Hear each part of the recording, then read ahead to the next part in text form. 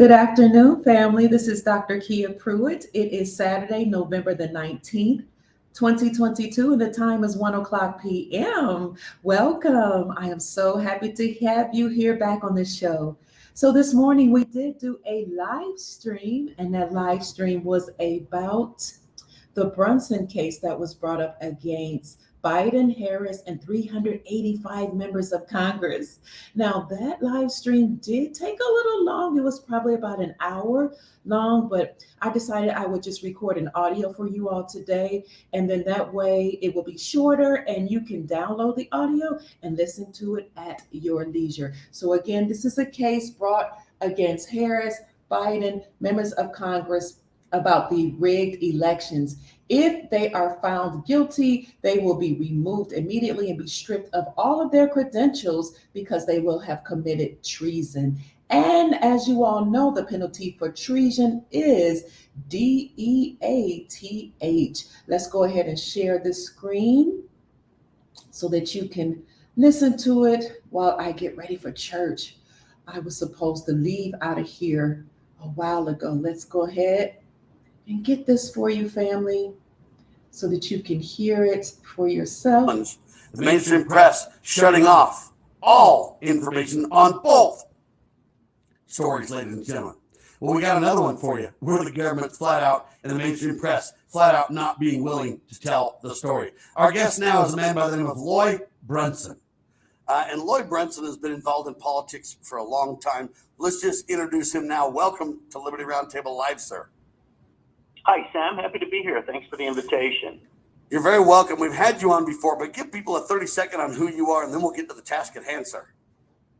Well, I have three brothers, and we're known as the Brunson brothers, and we got on a bunch of national television shows and did a bunch of touring back in the day. Tonight Show, Christmas in Washington, President Reagan.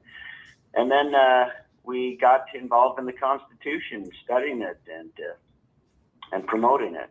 So that led to what we're doing now. We're involved in a lawsuit that's at the Supreme Court right now. All right, so let's talk about this because there's three separate cases. And are these three separate cases being boiled into one now? No, actually, they're all separate, and there's only one that has reached the Supreme Court. And we had to go. It went to state court first, and then it went to the federal court. The plan was to just get it to the Supreme Court. We knew that they would dismiss it, so we just wanted them to do it in a quick fashion so that we could get to the Supreme Court with it. So it went from the state court to the federal court to the 10th Circuit Court, and now it's at the U.S. Supreme Court. The U.S. attorneys have until the 23rd of this month to respond with an opposition. We'll probably do a quick reply, and then it'll go to calendar for the 9 justices to vote on whether to move it forward or not. All we need are 4. Right, so if the justices decide to move it forward, then it'll go forward. And what if they just kick it out? Then they kick it out, and it's over. And we've got another one that we're working on. All right. So the first one is yours, where you sued basically who? How did this start? Well, we decided that we should do something about the 2020 election. It was obviously wrought with questionable types of activity. So when we heard that 100 credible witnesses, members of the Senate, the U.S. Senate, and the U.S. House, presented evidence that should have been much more than enough to launch at least a 10-day investigation. 100 members of Congress said, let's investigate for 10 days. Let's just put this electoral vote acceptance off for 10 days. And 387 were against it. Actually, 384 were against it. And so we filed a lawsuit against the 384 members of Congress that were against it and wouldn't allow that investigation to happen. And included in the complaint, the defendants also include Biden, Harris, and Pence.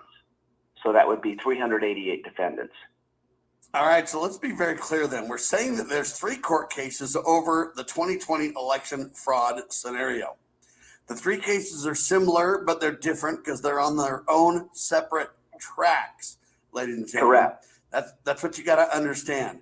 And the reason that they did this because they knew that the U.S. attorneys would be able to get the courts to dismiss the following cases, but yet his two brothers and Loy himself, they felt like, hey, you know what? If we had all these cases, we could put them eventually at the United States Supreme Court, where the final decision could be made by a majority of the constitutional Supreme Court justices. So this is interesting. There's three cases, and the point of the three cases is, hey, eventually, if these cases have different outcomes, that's what forces the Supreme Court discussion, right? Sure. Yeah, and the Supreme Court, as I said, just has one case in front of them right now. What this case actually does is give the Supreme Court justices the power to remove from office every single defendant that's holding federal office. So it's a pretty powerful case that they have. Now, all right, now I want to kind of... Yeah, go ahead. Go ahead. The first hearing where they vote will be scheduled. It's going to go to conference where the 9 justices will take a vote. All we need are 4 justices to move this forward, and we believe that they're going to do it because 3 of the justices have already voted in favor of voter fraud types of cases. And the 3 additional justices, we believe, would do something as well because they are 3 justices that have already voted in favor of overturning Roe versus Wade and other constitutional type Supreme Court cases. So we feel like the Supreme Court's ready for this. All right, so let's be very clear. Your federal lawsuit against the, quote, 388 defendants in Utah's district court, if you will, was blocked. And so now... Actually, let me explain that. The state court case was not blocked. It was removed by the U.S. attorneys with a motion to federal court, which we were happy about. That's fine. So then it went from the federal court to the 10th Circuit Court of Appeals. And the 10th Circuit Court of Appeals sat on it for months. And we thought, oh my gosh, we're dead in the water.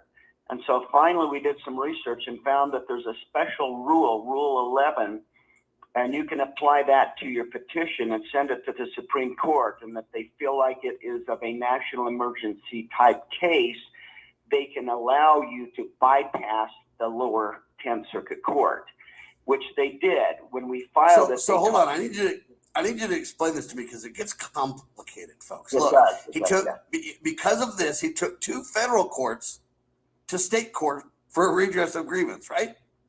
Yeah, well, we start with a state court, and they said, you shouldn't be in state court. This is a federal issue. So they removed it to federal court. The federal court of Utah, there's just one federal court of Utah, and we lost there with a motion to dismiss against it. So we appealed it to the 10th Circuit Court of Appeal.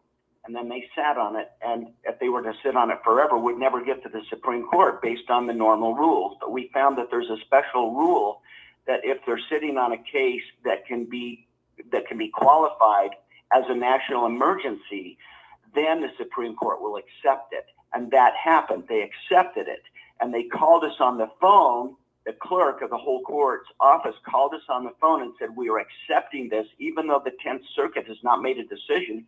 We're accepting it based on the fact that it's Rule 11, a national emergency. And then they requested that we put more information in it for conference, which we did. And just before we sent it to them, the 10th Circuit backpedaled and made a decision. I think it's because they didn't want that black mark of having a Rule 11 hanging over them going to the Supreme Court. So we called the court and said, hey, now that the 10th Circuit Court of Appeals has made a decision, we don't need Rule 11. Can you just take it out? And they agreed with us and said, take it out. You don't need All right, hang tight. Lloyd Brunson with me, ladies and gentlemen. We're talking about 3 court cases in a very strange twist of events, very likely to end up in the Supreme Court. There's details. We're going to talk about them. We're also going to talk about money.